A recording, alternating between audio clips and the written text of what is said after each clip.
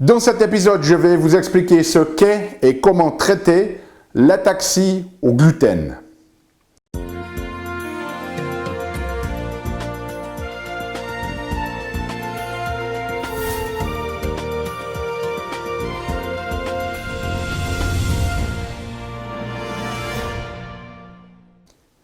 Parce que la vie est trop magique pour être petite et que nous avons tous besoin d'une prescription pour grandir en conscience et faire que nos rêves dévorent notre vie. Bonjour, je suis le docteur Yannick Pauly. Bienvenue à un nouvel épisode d'une grande vie où chaque semaine, je vous propose de découvrir des stratégies pratiques pour grandir en conscience, qu'elles soient d'ordre physique, émotionnel, psychologique ou spirituel, parce que cette conscience qui est au cœur de notre évolution en tant qu'être humain est d'une vie pleinement vécue. Alors, dans cet épisode, cette semaine, nous allons parler d'une problématique neurologique qui est malheureusement assez peu connue en médecine classique, que l'on appelle l'ataxie au gluten. Et ce que je vais partager avec vous, les informations que je vais partager sont issues principalement des travaux d'un chercheur anglais qui s'appelle Marios Hadjivassiliou. Il est responsable du centre d'ataxie, du Ataxia Center à Sheffield, en Grande-Bretagne. Et donc, il a fait énormément, très certainement le spécialiste mondial dans l'ataxie au gluten. Et si vous avez été diagnostiqué avec ça, que vous cherchez de l'information ou que vous soupçonnez avoir cette problématique, si vous devez communiquer avec le corps médical, eh bien, donnez-leur la référence de ce chercheur. Alors, l'ataxie au gluten, eh bien, ça veut dire quoi? Alors, ataxie, tout d'abord, c'est un problème neurologique qui touche principalement une structure du système nerveux, mais pas que, okay? Mais principalement une structure que l'on trouve à l'arrière du cerveau, à la base du cerveau, une structure qu'on appelle le cervelet. Et donc l'ataxie, en fait, prenez-le comme un problème de coordination qui va impliquer notamment les fonctions de ce cervelet. Donc, une personne qui présente une ataxie, eh bien, elle peut avoir des problèmes de coordination dans ses mouvements, elle va avoir des problèmes de coordination à la marche, elle va avoir des problèmes d'équilibre. Par exemple, si on lui demande de mettre les pieds joints, de fermer les yeux, ça va être très difficile pour elle de rester stable, elle va être incapable de marcher un pied devant l'autre comme si elle marchait sur un fil de funambule. Ça peut donner des problèmes aussi dans certains cas de tremblement, ça peut donner des problèmes au niveau du langage, où on a ce qu'on appelle en anglais un slurred speech, hein, c'est-à-dire un langage qui devient, alors j'exagère, qui devient un peu saccadé de cette manière. Donc ça, c'est l'ataxie. Et l'ataxie, en fait, il y a plusieurs causes, dont certaines sont liées à des maladies génétiques que normalement la médecine est capable d'éliminer d'un point de vue diagnostique. Mais ensuite, on va trouver ces ataxies que l'on appelle idiopathiques, c'est-à-dire que la personne, elle présente ses symptômes, mais on ne sait pas d'où ces symptômes viennent. Et une des caractéristiques de l'ataxie au gluten, c'est ce qu'on appelle une ataxie sporadique. C'est-à-dire que pendant quelques jours, la personne va avoir des symptômes, et puis ensuite ces symptômes se calment, et puis ils reviennent, donc ça devient très cyclique, très sporadique. Et finalement, c'est terrible pour le patient parce qu'on y en tient rigueur. Hein. Un certain jour, voilà, il se présente comme malade, d'autres jours, ça va mieux. Et puis on leur dit, ouais, mais comment ces jours-là ça va, alors que d'autres, ça va pas. Donc dans ces ataxies sporadiques, c'est vraiment typique de cette ataxie au gluten. Et il faut savoir que cette ataxie au gluten, elle représente quasiment 40% des cas de ataxie idiopathique. Donc si vous avez ces problèmes d'ataxie, que le neurologue a mis un diagnostic dessus d'ataxie, mais on ne sait pas d'où ça vient, il y a de fortes chances que ce soit lié au gluten. Et très souvent, une des choses qu'il faut savoir parmi les patients que je vois, c'est des patients qui finissent très souvent par avoir un diagnostic presque psychiatrique. Hein. J'ai des patients qui présentent ces symptômes-là. Très souvent, on parle de syndrome neurologique fonctionnel. Hein. C'est comme s'ils somatisaient en fait des problématiques. Certains ont été diagnostiqués avec des problèmes ou des troubles de dissociation. J'ai même certains patients qui étaient diagnostiqués avec des troubles de la personnalité et des troubles délirants, alors qu'ils avaient vraiment une base physiologique, neurologique à leur problème, qui n'a pas été reconnue parce que c'est une problématique qui n'est pas très connu. Alors ça, c'était pour l'aspect ataxia. L'aspect gluten, ben, vous en avez très certainement parlé. Le gluten, c'est la protéine principale que l'on trouve dans le blé et dans les aliments de la famille du blé. Et on sait aujourd'hui que ce gluten, eh bien, il peut attaquer le système nerveux. Il y a plusieurs problématiques liées avec ce gluten. La principale que la médecine connaît bien, c'est la maladie cœliaque, qui est une atteinte auto-immunitaire liées au gluten, mais on sait aujourd'hui qu'on peut aussi avoir ce qu'on appelle les sensibilités au gluten qui vont donner toute une série d'autres symptômes, pas nécessairement intestinaux comme dans la maladie cœliaque, et notamment une des présentations principales de ces problématiques de gluten, c'est certains troubles neurologiques. Okay?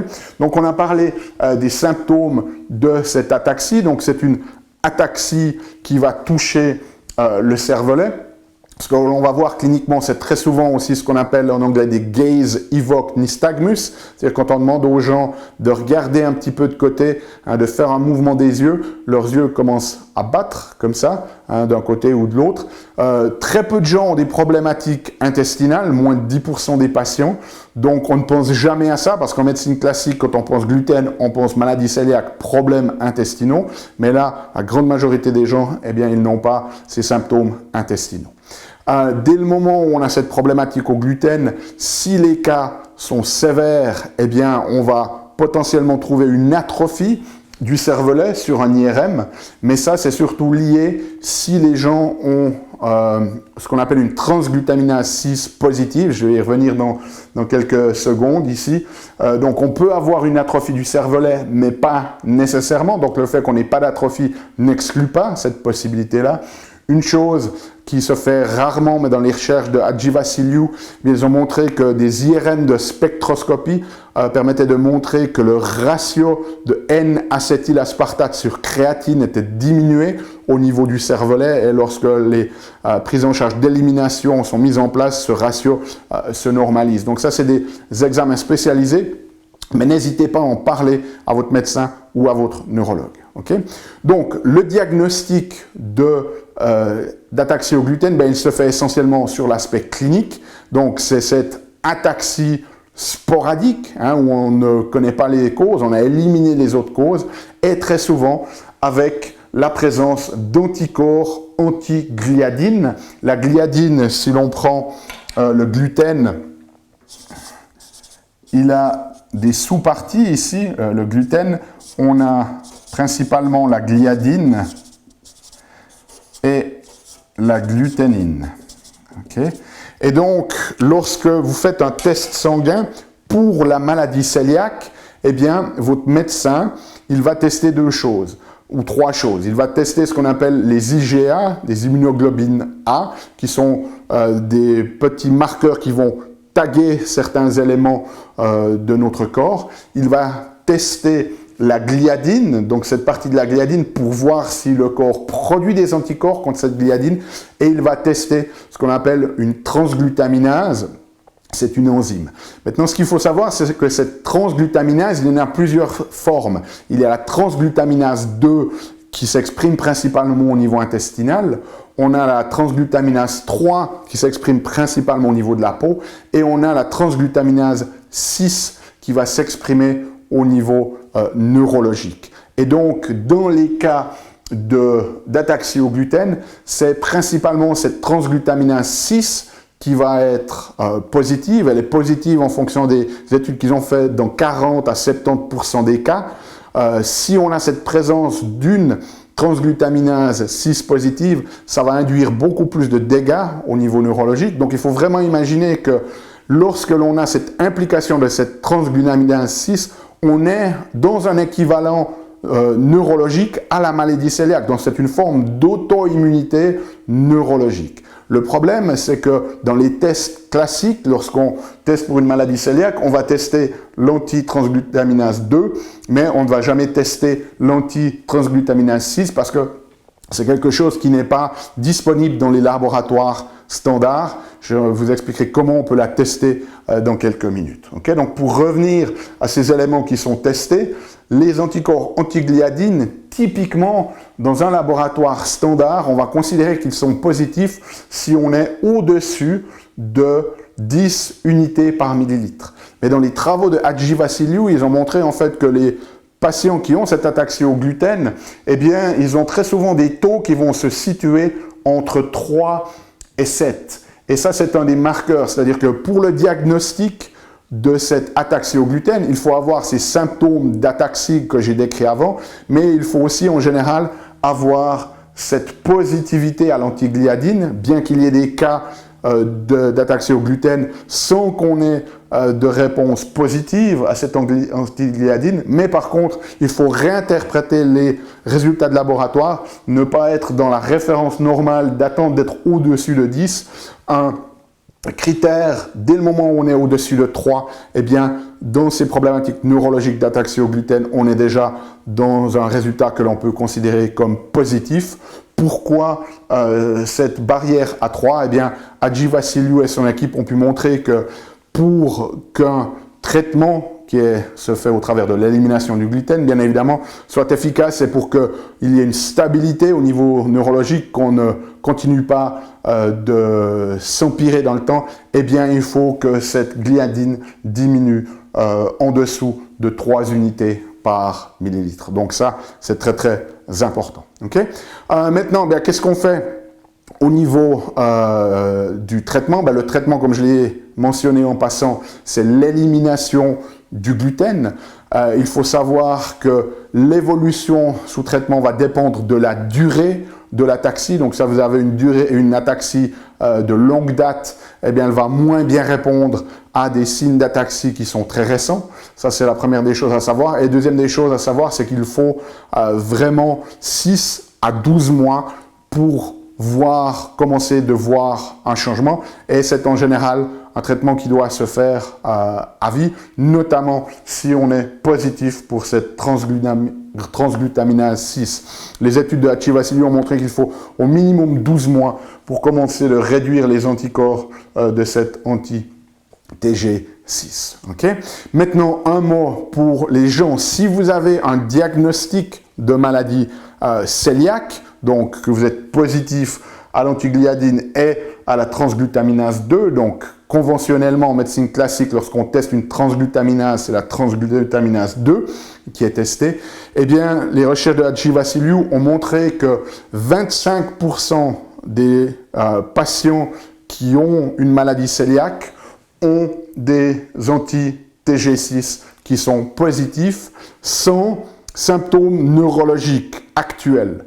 Ça veut dire que si vous avez une maladie cœliaque, ça serait absolument essentiel que vous testiez pour cette anti-TG6 parce que si vous êtes positif, on sait que ça va donner potentiellement des symptômes neurologiques dans le futur. Okay? Donc, pour pouvoir prévenir les choses, ça va être très très important de savoir si vous mettez votre système nerveux et votre cerveau à risque d'atrophie et de dégénérescence si vous avez une maladie cœliaque. Si vous avez une maladie cœliaque et au moins une autre maladie auto-immunitaire, eh bien, vos probabilités d'avoir une anti-TG6 positive est de 60%.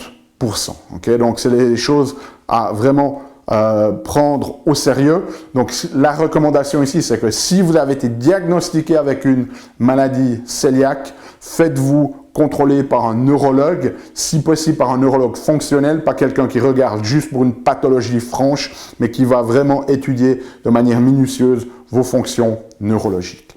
Et finalement, on disait très difficile de tester cette anti-TG6. Comment est-ce qu'on peut la tester? Eh bien, cliniquement, il y a un laboratoire aux États-Unis qui s'appelle Cyrex, qui offre un panel d'études sur le gluten. En fait, c'est intéressant parce qu'il va tester la gliadine. La gliadine et la différentes composantes chez elle. Ici, dans les laboratoires standards, on teste en général l'alpha-gliadine, mais il y a la bêta, il y a la gamma, etc. Ils vont tester la gluténine, ils vont tester d'autres éléments du blé qu'on appelle notamment la glutinine de germe de blé. Donc, il y a plus d'une vingtaine de paramètres qu'ils vont tester sur ce test, alors qu'ici, on va en tester un sur l'alpha-gliadine et 2 sur les anti-TG2 de manière conventionnelle. Donc, vous voyez qu'en testant juste 2 paramètres, on passe très souvent à côté d'autres paramètres qui sont importants de tester. Et ce test CIREX permet de tester ces différents paramètres liés au gluten. Et notamment, il teste aussi l'entité G2, l'entité G6 et l'entité G3. Donc, si vous avez cette ataxie au gluten et que vous avez besoin d'un diagnostic de confirmation, n'hésitez pas à entrer en contact avec nous pour qu'on puisse vous expliquer comment pouvoir accéder à ce type d'évaluation et d'investigation de laboratoire. Si vous avez des questions, n'hésitez pas à les poser dans les commentaires. Si vous avez besoin de la transcription de ces épisodes, elle est disponible sur notre site unegrandevie.com. Nous, on se retrouve la semaine prochaine pour un nouvel épisode. D'ici là, souvenez-vous, émerveillez-vous, aimez la vie et contribuez chaque jour un petit peu plus.